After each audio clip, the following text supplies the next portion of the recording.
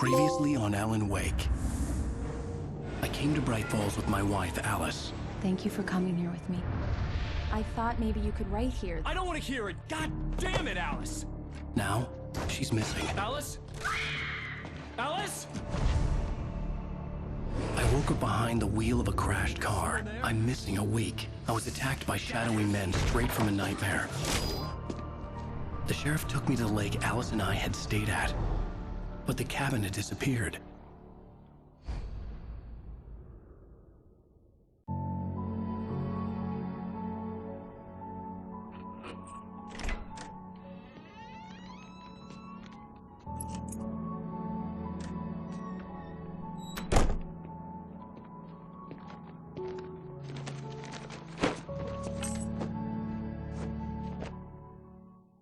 Honey, I'm home. Back here, sweetie. How was it? Worst weather I've ever seen. You should put some coffee on. It'll warm you up.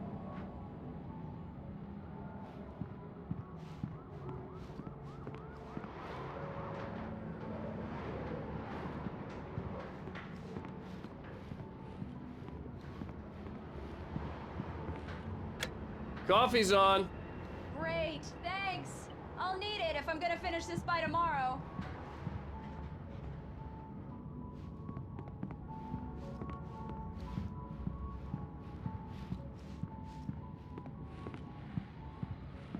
Oh, hey, I just finished those cover mock-ups. They're on your desk. Tell me what you think. No kidding. I didn't think you'd get them done this quickly. On occasion, I can perform all sorts of miracles, my dear. Oh, really? Well, you seemed to think so last night.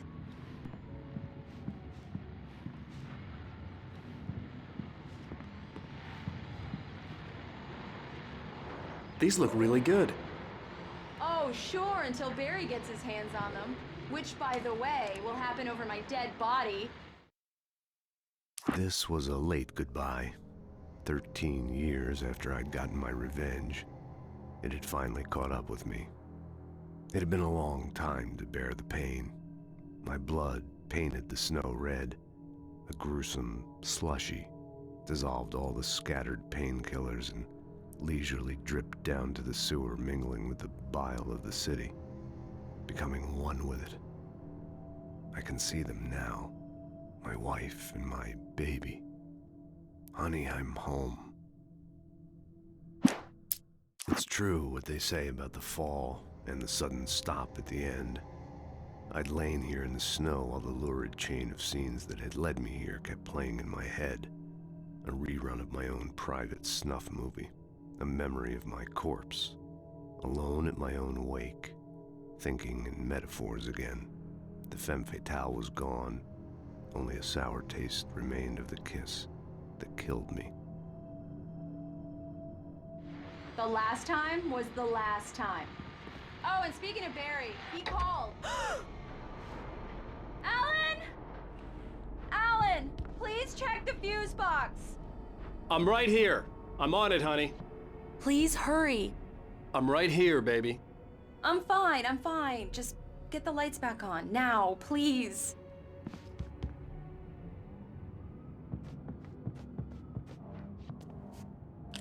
Honey, it's a power outage. I've got the flashlight. Okay. Hi. You okay? I'm sorry. It just really spooked me. Don't worry. We'll just break out the candles. I know it's stupid, but it's just... especially when I'm not prepared for it, you know? It gets to me. I love you. Tell me a story, writer. Okay. I used to have these nightmares when I was a kid. The dark really spooked me, too. When it got really bad, my mom gave me this old light switch.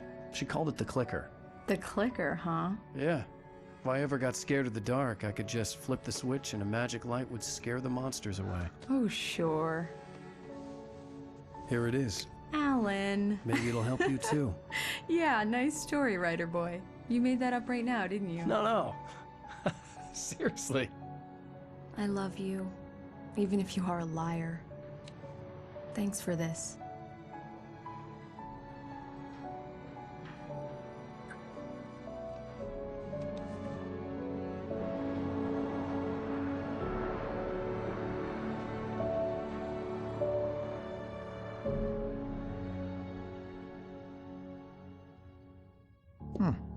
How do you feel, Mr. Wake? Any nausea, disorientation, anything like that?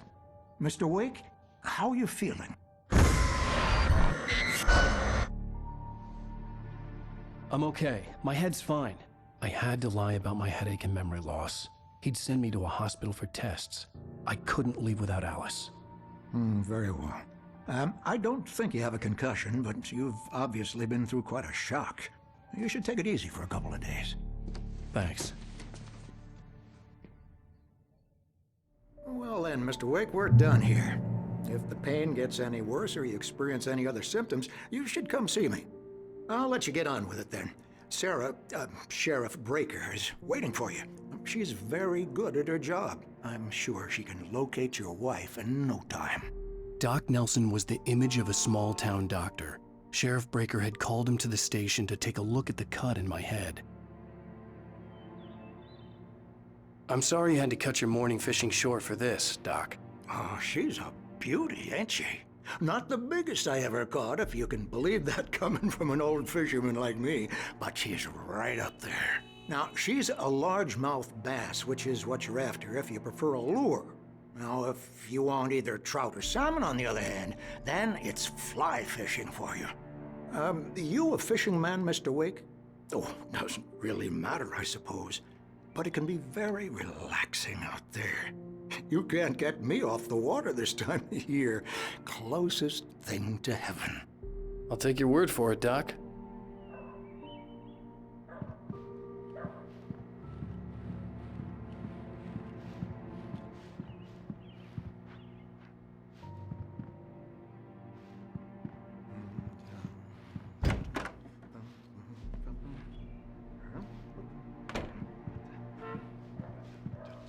Thank you for testing the lights, Miss Weaver. Everything seems to be fine. I don't have the luxury of being complacent, Deputy Warrant. Bulbs will need changing, so you can't change them in the dark. I'll be sure to take care of it, Miss Weaver. Have a nice day now. Very good. I'll come back later on to remind you, just in case. Mr. Wake, the sheriff is waiting for you in her office down the corridor. That was Cynthia Weaver. I guess you can call her the town eccentric. She used to be the editor of the local newspaper, but she's focused on, other things these days. She'd fit right in where I come from. As you can see, she's a little obsessed with maintaining the light bulbs of the whole town, refuses to step on shadows, things like that. Back in her day, she wrote about all sorts of weird things in the paper. Bright Falls has a colorful history. Of course, what small town hasn't?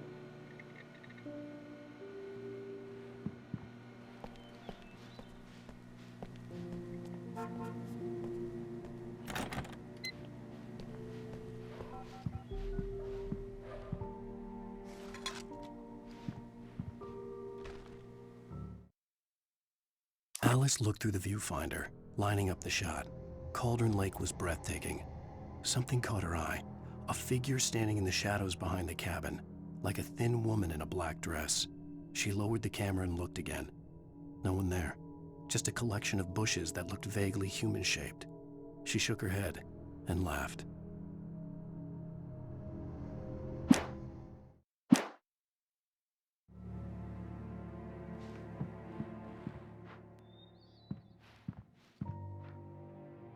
Yeah, it's Mulligan here. I'm at Stucky's gas station with Thornton. There's no sign of him. Over. Wait. Yeah, this is Thornton. Look, we've located the brake float. It's here. That's some good news, right? Stucky was supposed to be driving it at the rehearsals today. Over. Oh, give me that.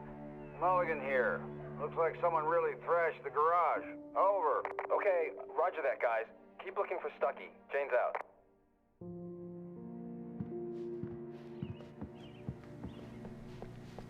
The sheriff wants to see you in her office, Mr. Wake.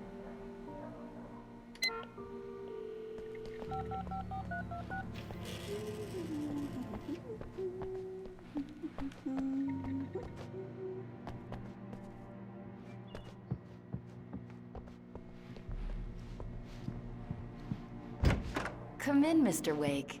Your phone's on the desk. The battery was dead. It's charged now. Have you started looking for my wife yet? My men are already on it. Now, can you tell me what happened? I'm not sure. I can't remember. We were arguing. I walked out of the cabin. The cabin on Cauldron Lake? How did you end up at Stucky's gas station? I wanted to tell her what had happened last night, but I couldn't. She'd lock me up. Excuse me. I need to take this. Hello? Alan, please help me. Alice? Stop talking to the law. You'll do exactly what I say if you ever want to see your wife. Who is this? Go to the back lot. There's a hole in the fence on the left. Look inside the junker. I left a little something there to convince you we're all on the same page here. After you ditch the cops, you're gonna meet me in Elderwood National Park. There's a spot called Lover's Peak. Midnight. Don't do nothing stupid, pal. We're watching you. Mr. Wake, can I help you with anything? I need to get some air. The sheriff said I could go out back. Of course, Mr. Wake. You can get there through the cell corridor. Just don't mind Walter in there. He's one of our regulars. I thought he quit drinking for good. Oh, no such luck. He went on a bender and beat Danny pretty badly. He started shouting like that the moment he woke up. Hey! Hey, mister! Hey, can you turn the light? The light's on! The deputies, they don't understand. They won't listen to me. I need it to be bright in here! Thank you, man, thank you. Hey, you're all right. You're a good guy. Don't let anybody tell you different. You know, I shouldn't even be in here. The cops, they got it all wrong. See, sure, I beat him up, but I wasn't drunk. I mean, I wasn't drunk at the time. I only got drunk afterward. In spite of its human mask, to describe the dark presence as intelligent would have implied human qualities on something decidedly inhuman. Nonetheless, it found the one spot in the diner that was dark enough. Some light spilled into the corridor, ravaging it. But it took the pain. Horrible as it was, the writer would soon fix that. He would be coming to the one place where it still had power.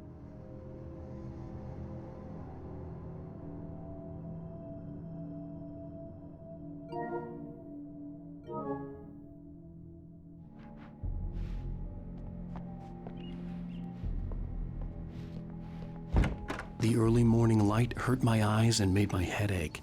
The man on the phone had said, "Go through the fence on the left."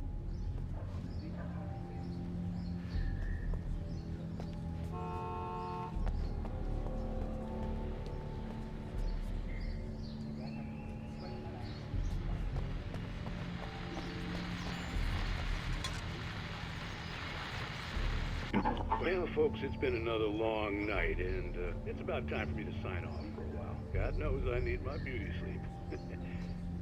Just one more item before I go. It's been a busy night for the sheriff's department. We've had a few broken windows, even a report of shots fired on Main Street. Deputies Mulligan and Thornton had to deal with two intoxicated young men who were celebrating the completion of their Deer Fest float. Now, folks, we get this every year. I know it's exciting, the big day's almost here, but let's save it for the party and leave the gunplay for the shooting competition.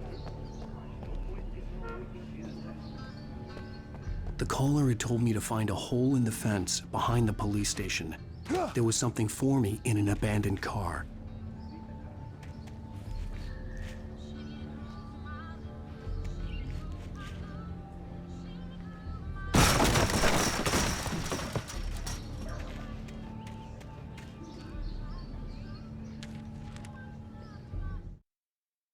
The kidnapper fired his gun one last time, and the shadow vanished into the darkness it had come from.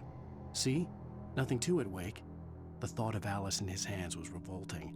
We stood on the wooden platform of Lover's Peak, the waterfall on the mountain behind us, the lights of the radio mast blinking red in the heights above. I fought with the urge to take a swing, force myself to speak. Let's cut the act now. Where's my wife?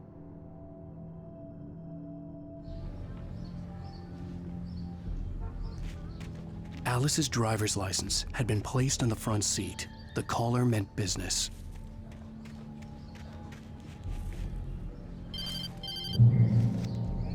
Barry? Ow! Ow! Thank God! Where the hell have you been?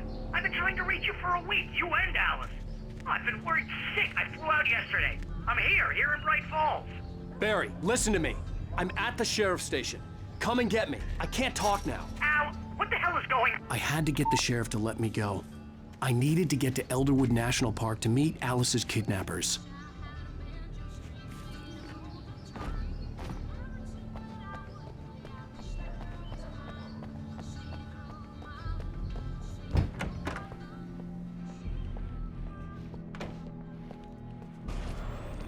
A writer is a light that reveals the world of his story from darkness, shapes it from nothingness.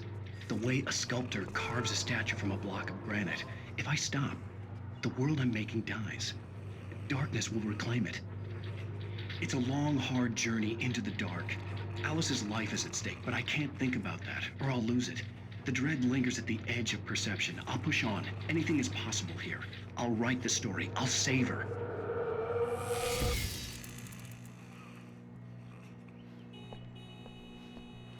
Marvelous, Sarah. I just wanted to settle all the damage the Anderson brothers might have inadvertently caused on their recent and regrettable little outing. They are not accountable for their actions, of course. I can assure you that my staff has been reprimanded. Tor and Odin never caused any trouble to anyone when they were still living at their farm. Indeed. All we can do is to slow down the progress of their dementia. Are you feeling any better, Mr. Wake? I'd like to leave. Am I free to go? Well, we still need to talk about... Am I under arrest? No, of course not. But I need to know where you'll be staying so I can get in touch with you. I'd avoid the motel. The Majestic is known for its roaches. The cabins at Elderwood are pretty nice, though. That sounds perfect. I'm Dr. Emil Hartman. I'd like to invite you to stay at Cauldron Lake Lodge. Did you talk to my wife? I had the pleasure of discussing your situation with her on several occasions. Did you set something up with her? I invited her here. My clinic is a place where... Oh! Hey! Oh, my! Take it easy. Hey, nobody move! Get your hands off of my client! Who are you? I'm Barry Wheeler, his agent. If you have business with Mr. Wake, you talk to me. You yokels won't know what hit you once I sick my lawyers on your asses. No harm done, Sarah. I'm all right. I don't want to press charges. Mr. Wake, my offer still stands. Get me out of here. What the hell was that about, Al? We don't need a replay of that thing with the paparazzi. I thought they were gonna lock you up. I had to talk to someone. I told Barry everything. He thought I was certifiable, but when he heard about the manuscript, I had him. The fact that I'd written something, even if I couldn't remember it, was enough for him. He smelled money. And he believed that Alice had been kidnapped. Anything beyond that was another story. I had a midnight appointment with the kidnapper in a place called Lover's Peak, somewhere in Elderwood National Park. The plan was to rent a cabin. I don't like it, Al. I don't like any of it. It's not good. In fact, it's the absolute opposite of good. Mr. Wake! Barry, you found him! Hi, Rose. Oh, wow. I was just thinking about you, too. Great. I was just bringing Rusty some coffee. He's on the balcony, looking after Max. Poor thing. I really need to go. Great to see you again, Mr. Wake. Later! Who's Max?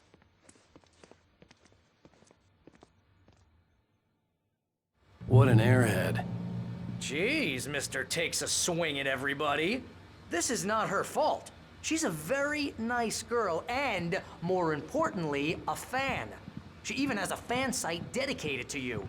And she was very helpful when I was looking for you. Seriously, Al, what you were saying in the car, just listen to yourself.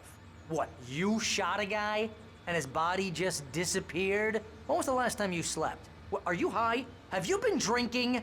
No! Look, Barry, I'm missing a week. And someone's got Alice. Do you and understand everything's just... what it sounds like when you say stuff like that? Don't get me wrong, it's a good story, could be a bestseller. But when you start confusing fiction with reality, you're buying yourself a ticket to the funny farm. All right, wait here.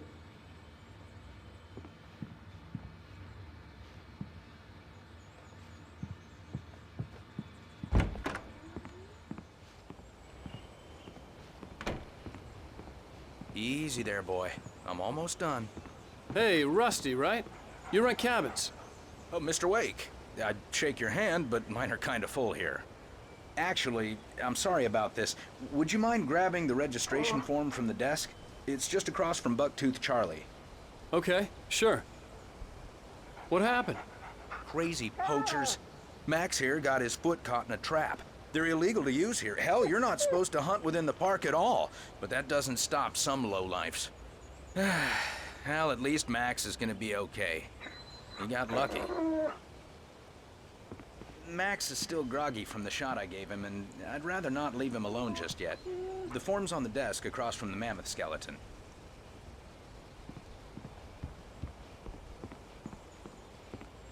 Okay, boy. We're almost done here. Al, you can't just go and meet a kidnapper. Those situations always end up in disaster. You gotta talk to the cops. She's my wife, and it's my call. Can we talk about this later? No. This whole thing, listen, you hit your head. I mean, geez, Al, come on. You gotta understand how crazy all this sounds. If you're trying to pull a joke on me, freak me out, it's working. Ha ha, let's have a laugh on Barry. Well, you had me going there real funny, Al. You can quit it now.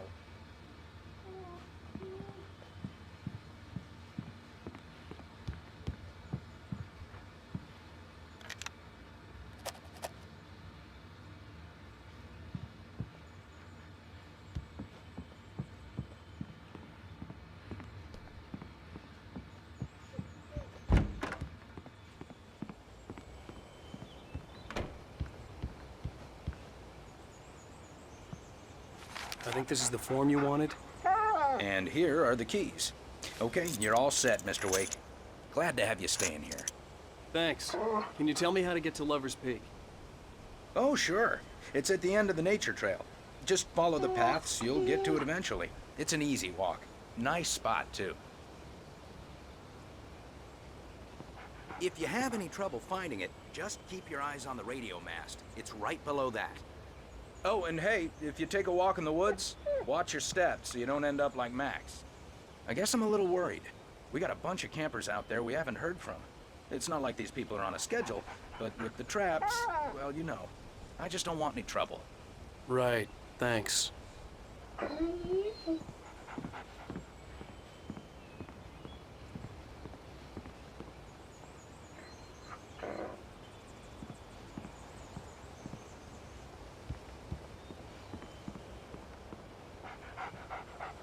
I'd gotten what I'd come for. It was time to go.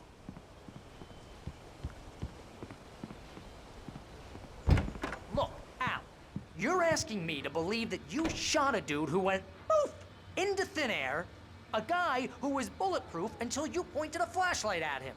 You hear that from people who end up spending time in padded rooms, strapped to their beds, wearing white shirts with too long tangled up sleeves, and eating a healthy diet of pills. Al, you make cruel jokes about people who believe that kind of stuff. You're the skeptic. You gave me an hour-long lecture on homeopathy last month. What was it? If there's no proof, it's pure bullshit. Period. Guess the laugh's on me then. Al, come on!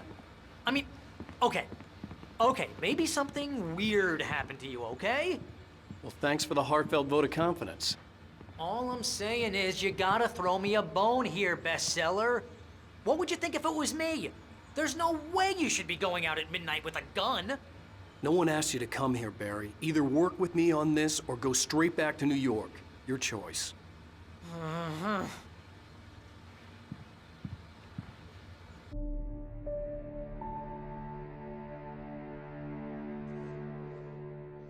That's just crazy talk, Al. Al? Al? We should go to the sheriff or call the FBI. Damn it, Barry, they'll kill her! This is not a goddamn debate, Barry. I'm going to Lover's Peak. He said to come alone. Okay then. I understand. But you're my best friend, and I'm worried that you're not right in the head. Tell me what to do to help, and I'll do it. You stay here, and if I'm not back by morning, call the cavalry. Achoo! Achoo! Just be careful with the natives, Al. These yokels are dangerous. Everybody hates a tourist, or it'll be Deliverance all over again. Achoo! Bless you. Oh, this place is trying to kill me. I'll bet there's mold in here, spores, poison ivy, God knows what. This is so not worth a 15% commission.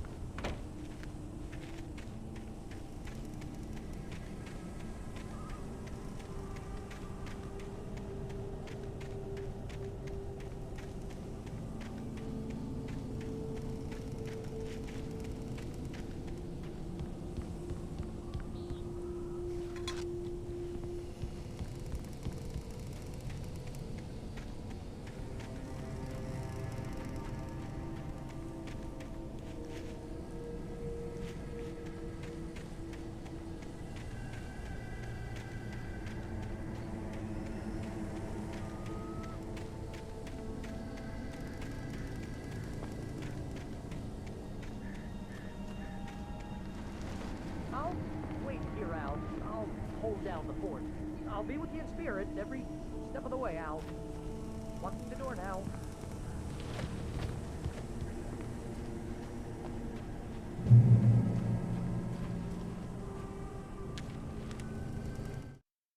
Barry had never gotten along with Alice, but he knew Alan loved her with an almost frightening intensity. And now something had happened to Alice. And here was Al armed with a gun and saying things people got put in padded cells for. It was as if his friend had experienced a massive psychotic episode and was now totally disconnected from reality. It scared the shit out of Barry.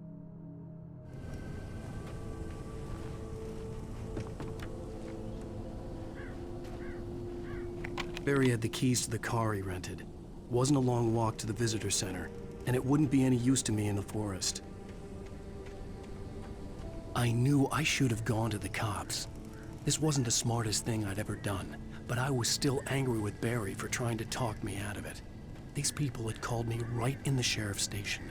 The cops wouldn't scare them, and they had Alice.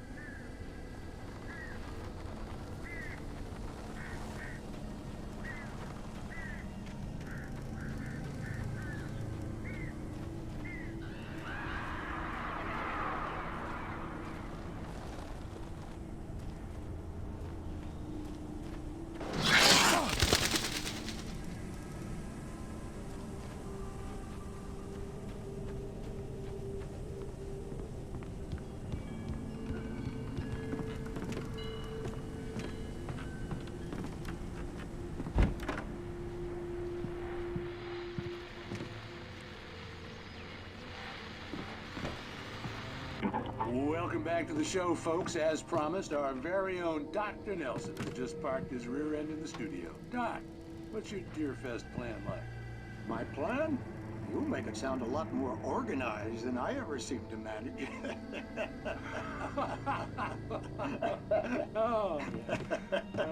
No plan, really. Just taking the atmosphere. I'm getting a little too rickety to do much more than that, you know.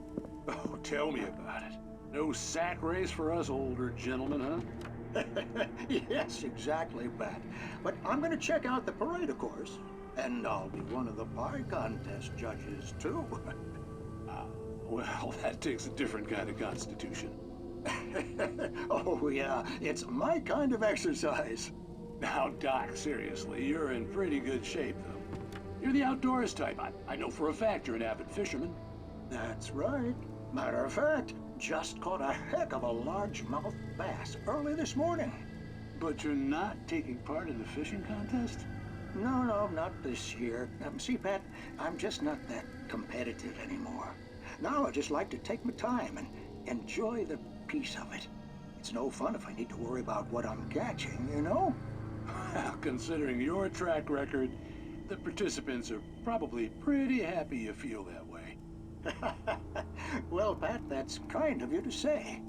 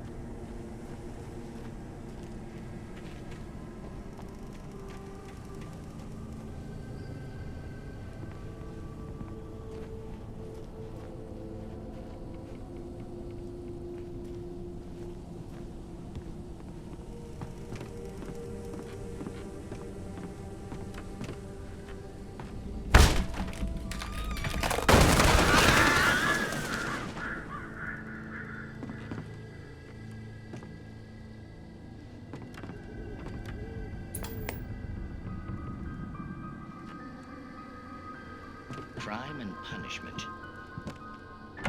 The cancer and cure of civilization. But some crimes are impossible to punish, especially in Night Springs. Tonight's episode, The Man in the Mirror.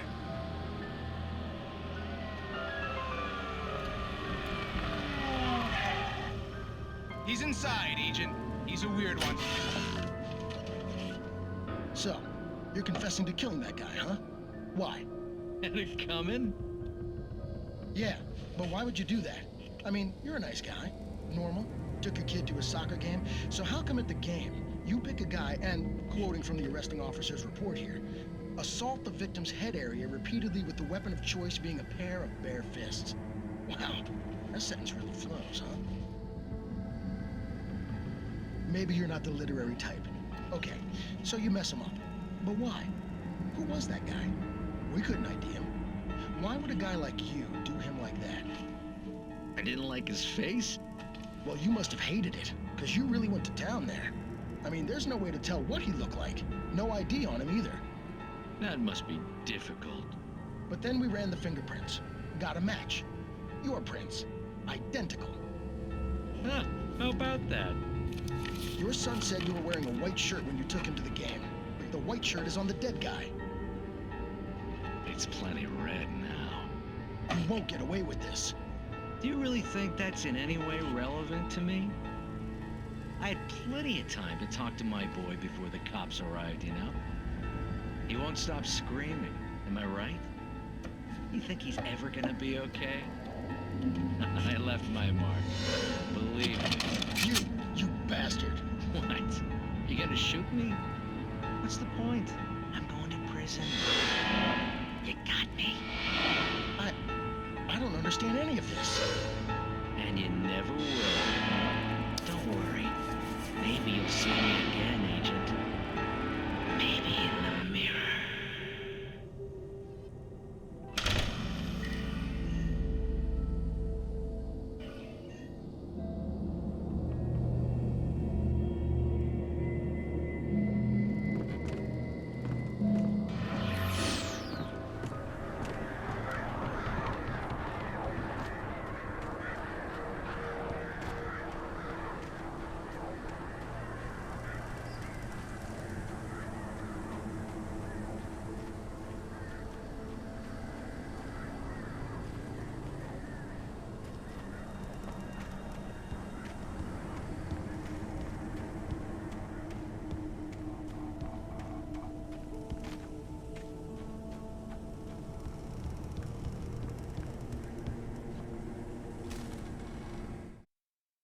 Rose knew that Rusty was in love with her, and she liked him too.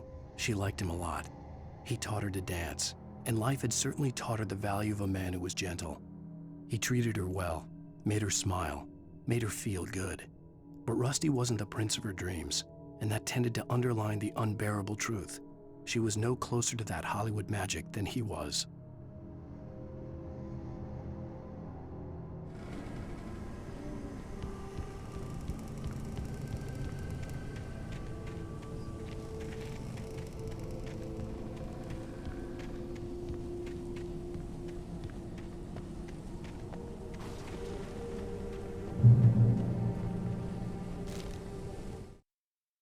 The air in the visitor center was heavy with an awful smell, as if some rotten drowned thing had crawled up from its grave. Rusty kept coughing blood. My eyes were drawn to the twisted shape of his broken leg. The attack had been vicious. Max whined in his cage. Rusty's eyes were wild with fear and terror. He gasped, "Mr. Wake, it happened just the way it was on that page."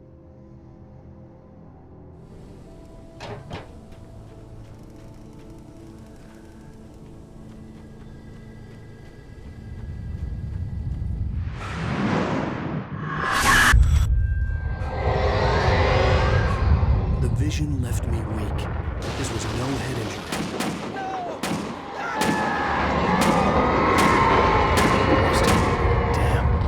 Rusty, hang on! Oh God! I'm coming! Please, help me!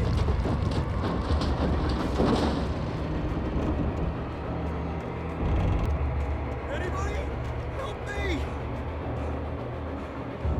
Help me! Can you hear me? Anyone! Please help! Back here. I'm back here. Mr. Wake? Oh, hell. It happened just the way it was on that page. I found. Came true. It knew. So dark. It'll come back for me. You must. The lights. In the office. I have the key. Okay, Rusty. Hang on. I'll be right back. Whatever did this couldn't be far. Rusty had found a page from the manuscript. It would help me understand what had happened. Shh. Good boy.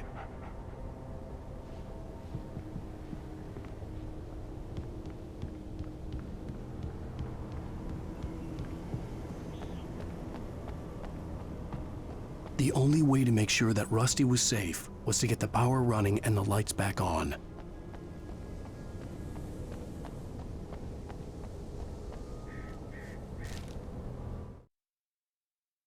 The visitor center was sturdy, but the impact turned the front of the building into splinters. Rusty was thrown across the lobby like a rag doll and hit the far wall hard. It didn't hurt until he tried to move and saw his leg bend the wrong way, felt the broken ribs stabbing him on the inside. Rusty howled in pain and fear, suddenly afraid to die alone.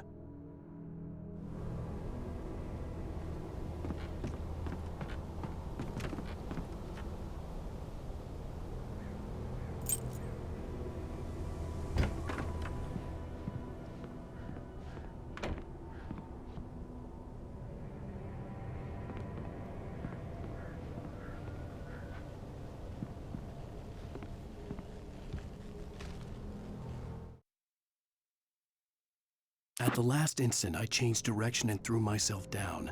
The axe splintered the trunk of a tree. I stumbled into the pool of bright light. My lungs burned. I was too exhausted to move. I tensed as I waited for the killing blow, but it never came. I raised my head. Nothing moved in the darkness beyond. For the moment, bathed in the cold light, I was safe.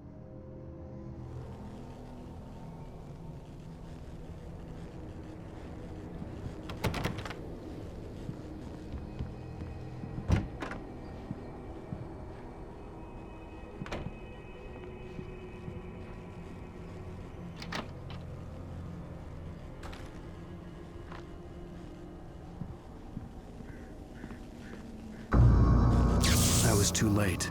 Someone had destroyed the circuit breaker. There was no way to get the lights back on.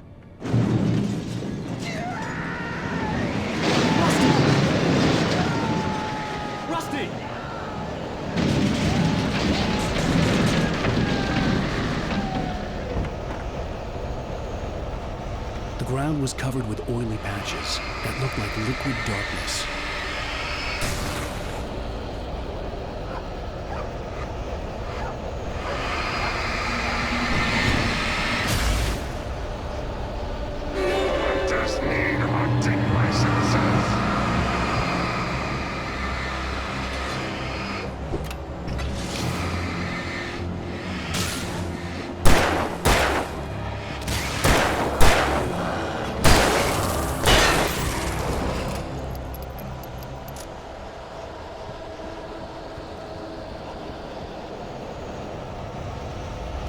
Something had torn a mammoth-sized hole in the wall.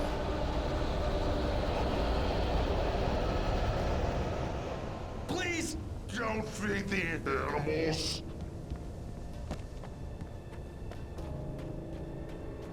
Fishing is only permitted for those visitors. purchase a license. Obey the park ranger's instructions at all times.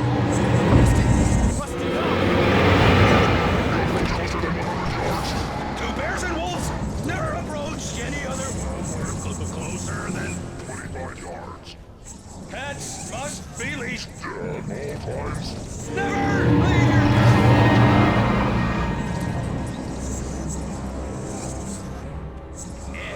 It is against the law to remove any artifacts from the park.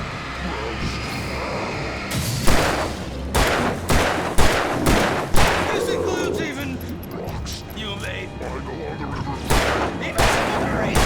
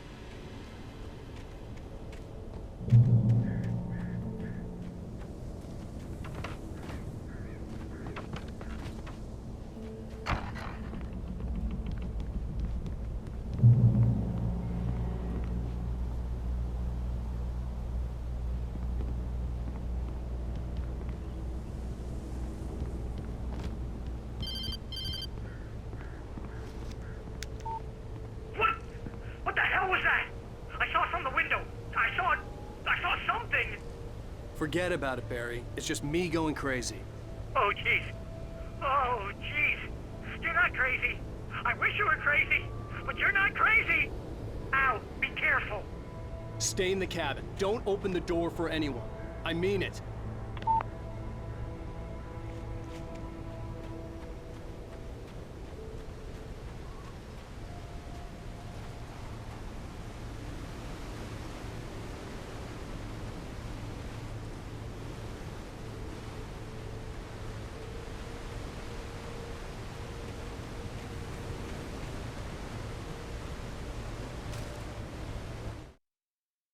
In that last instant of consciousness, Rusty thought about Rose.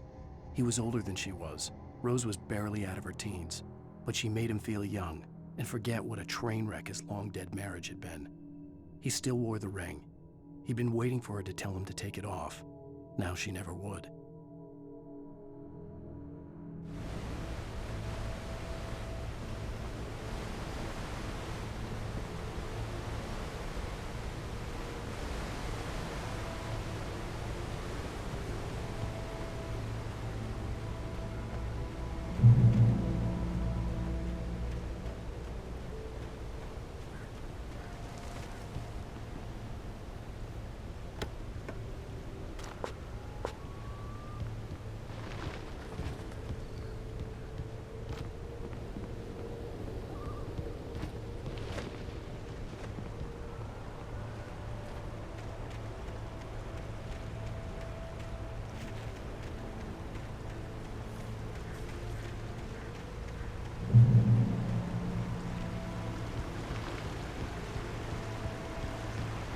Lover's Peak was at the far end of the nature trail.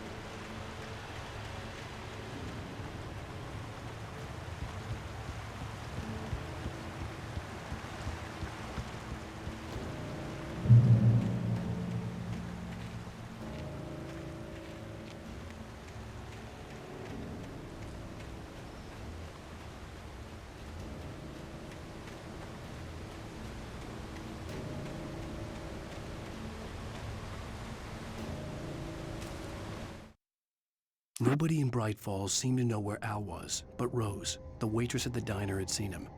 From what Barry could tell, Al pretty much fell off the face of the earth when he left the diner. Rose was just the kind of fan that Al hated, but she really tried to help. She was smart too, knew a lot about what was going on in the town, knew a lot about Al, even knew who Barry was. Barry liked her. That was no big surprise. When it came to women, Barry and Al rarely saw eye to eye.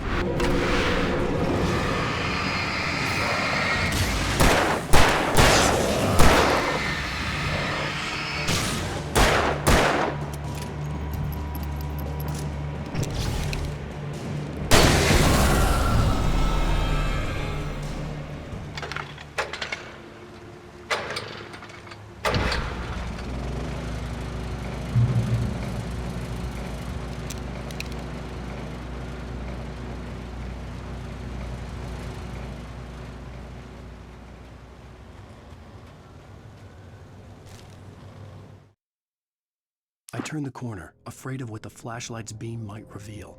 Suddenly, a roughly painted symbol of a torch glowed in the light. Behind it, hidden by a rock, sat a battered metal trunk. It was here for a reason, packed with supplies, batteries, flares, ammo, things you need to make it through the darkness of the night. Something left behind by someone who knew what I knew, and more.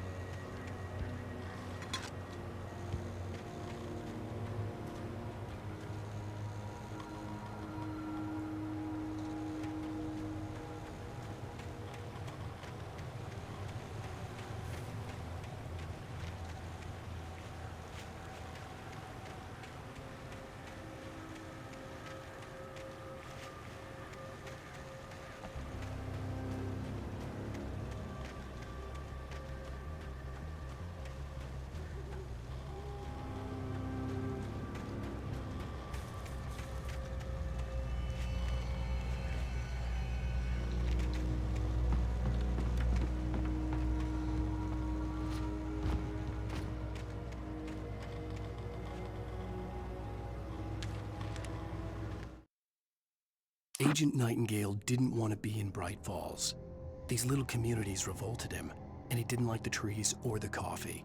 He now knew that impossible horrors lurked behind the storefronts and smiles.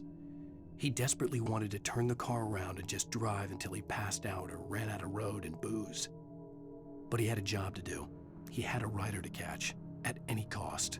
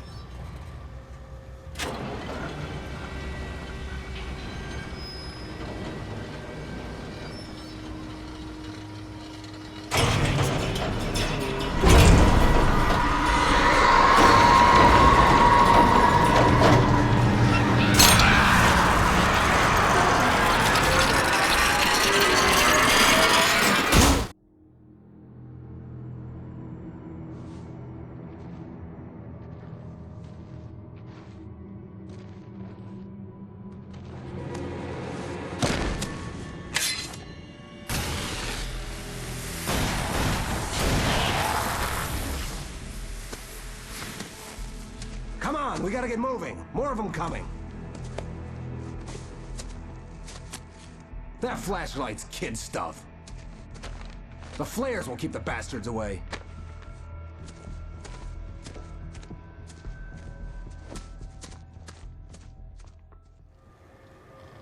You can see them too?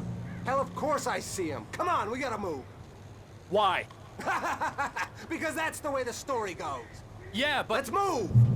I lost my gun back there. Oh, I've got a gun. Just keep that light steady on him. It took a moment, but then I recognized him. He'd been on the ferry when I first arrived here with Alice. He knew my name. We were headed in the direction of Lover's Peak. There was no way this was a coincidence. He was the kidnapper. Come on, Wake! You better keep up.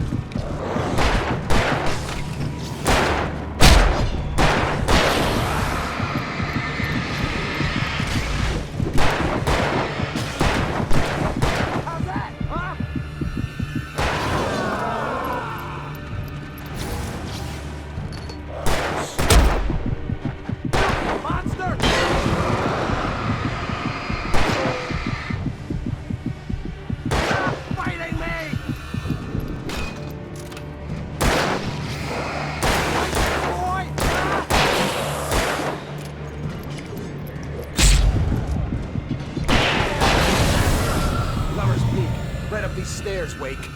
Use the flares from the emergency box to hold them off while I get these boards off. Give me the gun. Yeah, no can do, Wake. Are you kidding? Give me the gun! No time for back talk. Hold them off, damn it.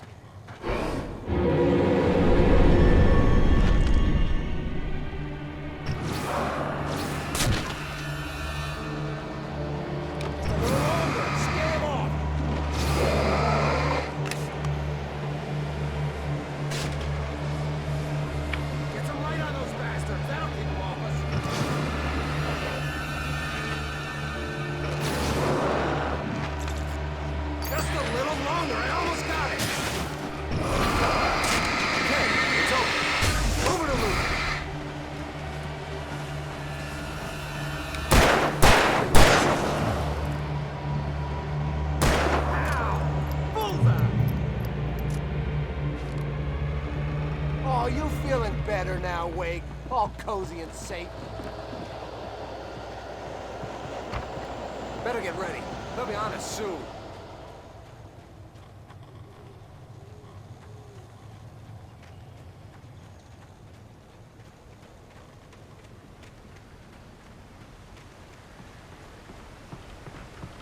This is it, Wake. The last stand. There's more flares here. Get ready. We fight them as long as they keep coming. Give me the goddamn gun! They're coming! That's not how this goes. Get with the program, Wake.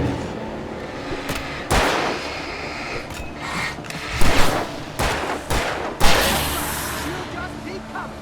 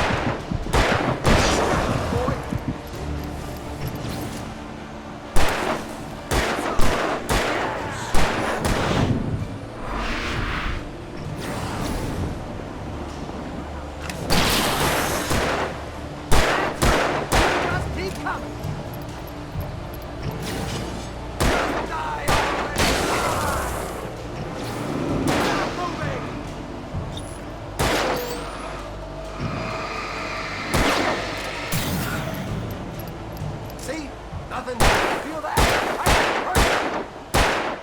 Scream! Let's cut the act now.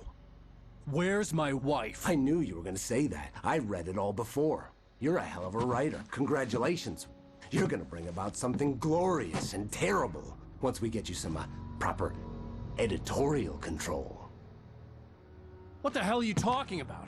Where's Alice? I want the entire manuscript, or she's gonna suffer bad. You touch her now.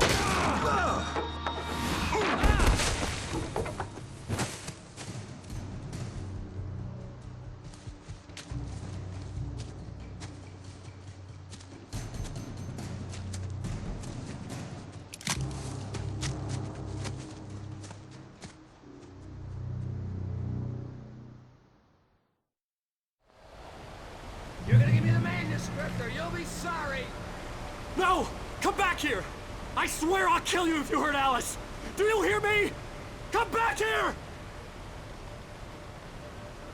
He had Alice, and he wanted the manuscript because he thought it held some magical power. But I had no manuscript to give him. I had to get back to Barry and figure out my next move.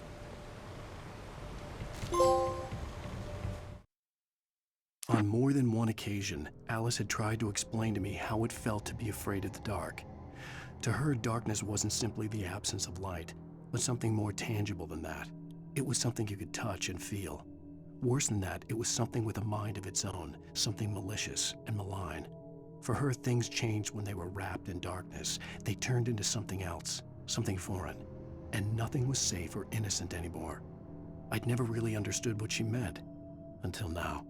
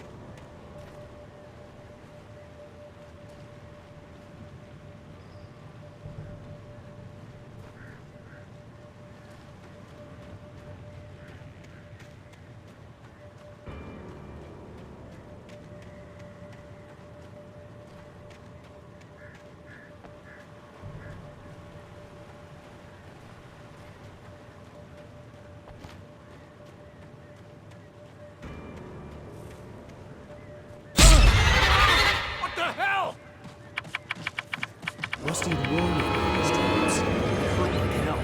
I was stuck.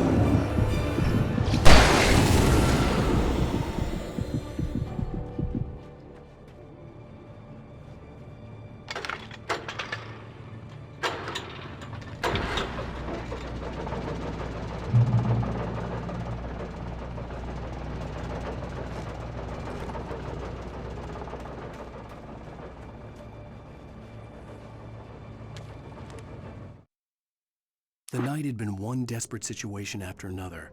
I was exhausted, and my body felt as though it had been chewed up and spat out. The flashlight was heavy in my hand, and each pull of the trigger sent a painful shock up my arm. But I was finally out of the woods, and things were looking up. That's when I heard the chainsaw.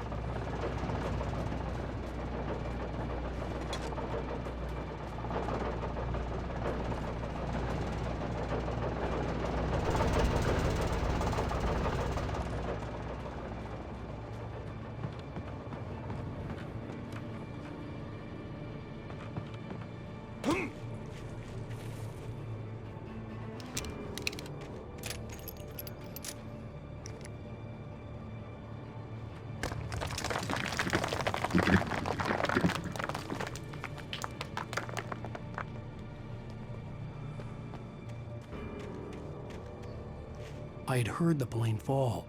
It made no sense. It was clear that it had just fallen here, but it was very old and obviously hadn't flown in decades. Looking at it sent a shiver down my spine.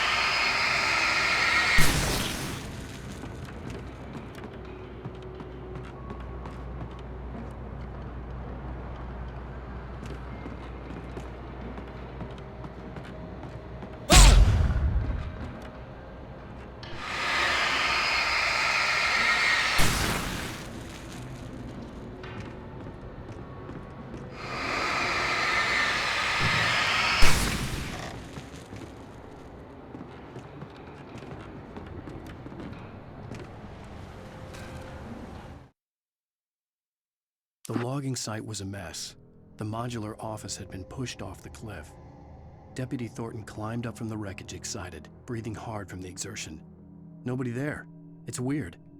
Don't you think that's weird? Bored, Mulligan let out a mighty snort.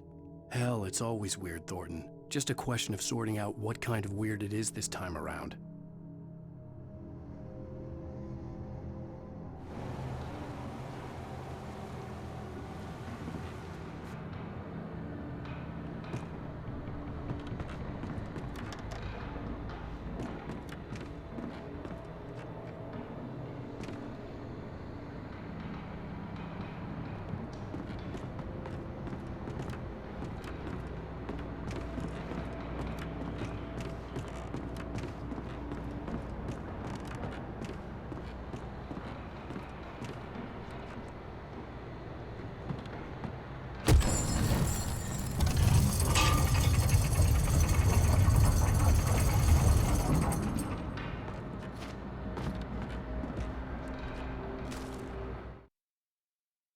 When Barry saw the darkness attack the visitor center, it made him a believer.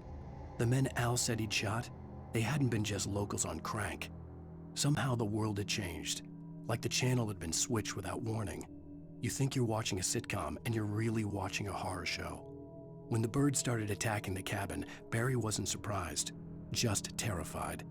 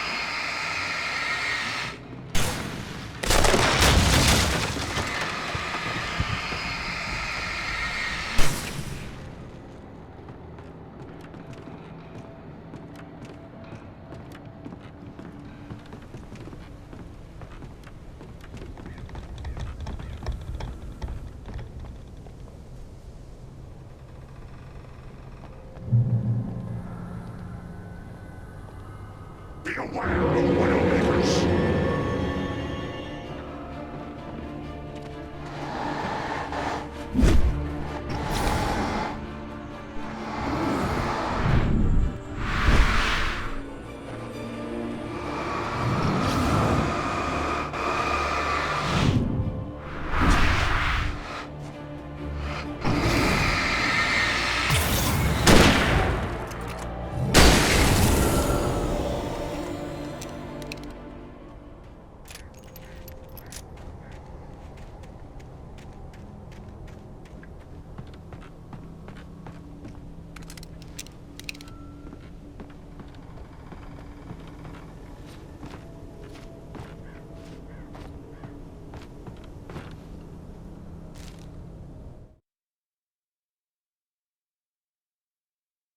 Shadows stirred and the wind picked up as I ran through the forest. I felt the dark presence turning its gaze toward me. Then the moonlight was blotted out by dark shadows that raced violently across the ground, moving too swiftly to be natural. Darkness gathered between the trees and melted again to reveal the Taken. No natural path had brought them here.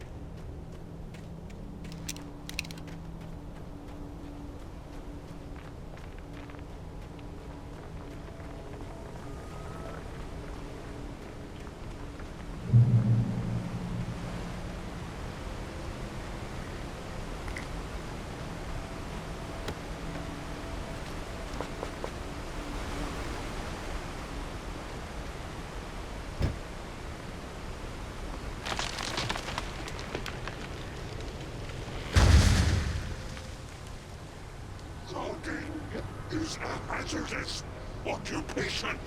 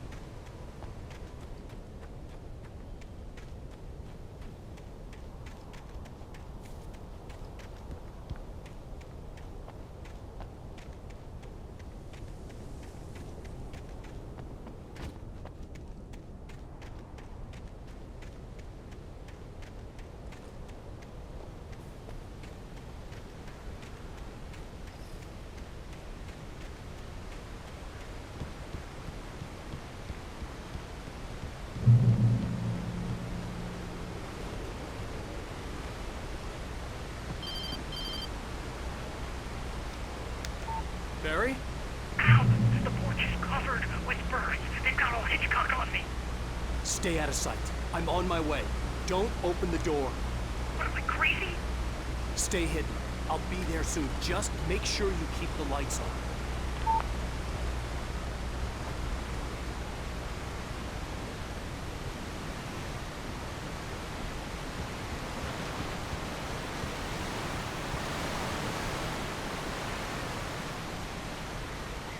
I still had to reach Barry at the cabin, but at least I was out of the woods.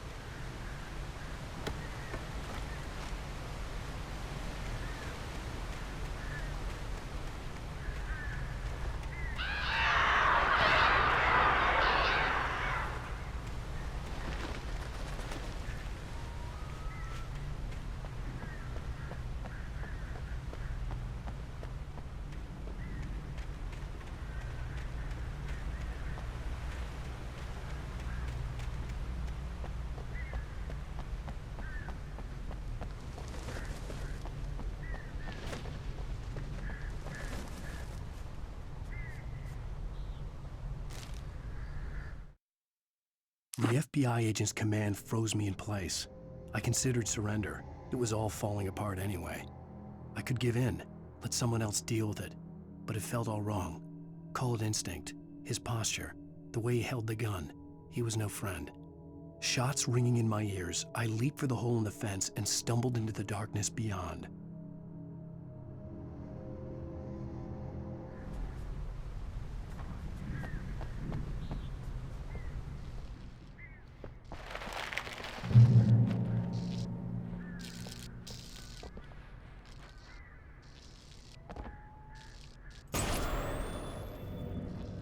A story is not a machine that does what you tell it. A story is a beast with a life of its own. You can create it, shape it, but as the story grows, it starts wanting things of its own. Change one thing and you set off a chain reaction of events that spreads through the whole thing. The characters have to be true to themselves. The events need to follow a logic that fits the story. A single flaw and the magic is gone. The story dies. Alice dies.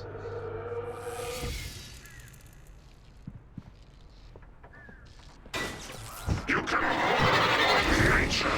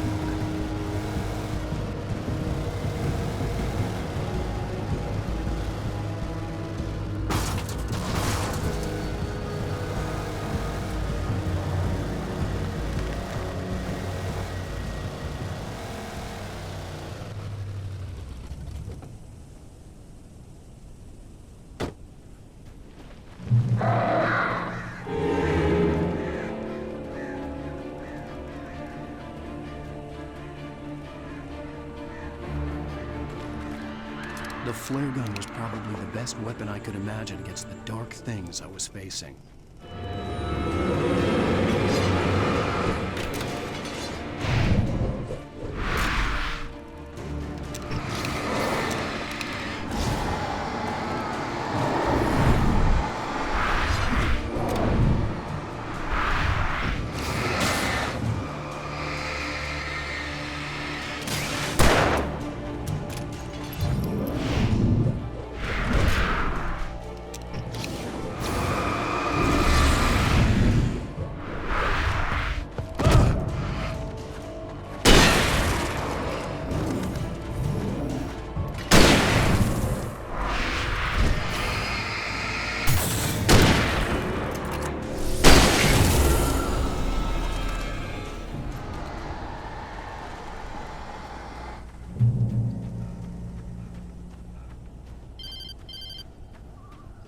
It was the kidnapper. You son of a bitch! Where's my wife? Enough horseplay, Wake. You deliver the manuscript, and you can have your woman back. Simple as that. I don't... Listen. I'm gonna need time to finish it. I still need to write the ending. I need a week. It's not done? I need a week. 2 days. The old Bright Falls coal mine is nearby. You can find it easy, city boy. The main building, there at noon. You bring the manuscript, you'll get your wife. If not, well, get me? Yes, I get you.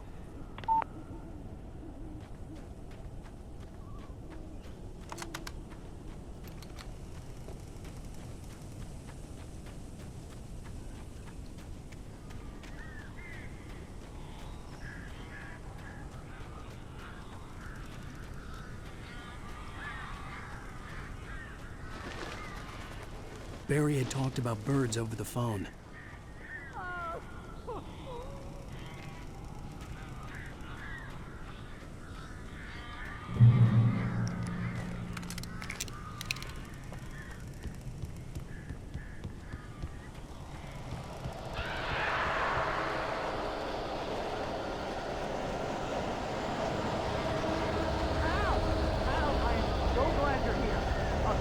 Got in here before it wants to kill you. This isn't normal. These birds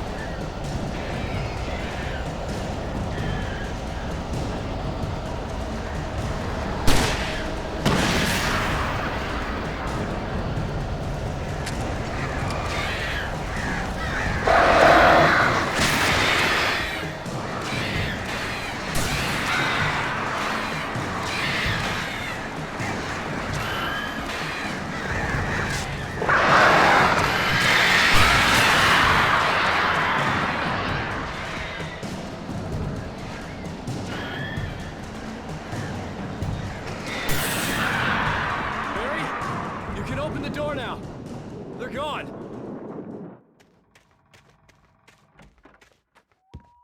Hey, Al. I'm sorry for thinking you were having a psychotic episode, man. I sent Barry to the town to ask around about a man fitting the kidnapper's description. He'd go through the archives of the local paper. Perhaps he could learn something.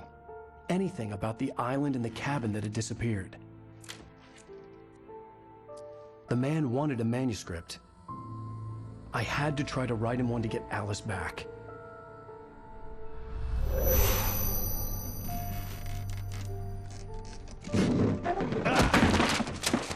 For me, the supernatural had always been nothing but a metaphor for the human psyche, a tool to use in writing fiction. Now, it was happening for real, and I couldn't put a single word on paper.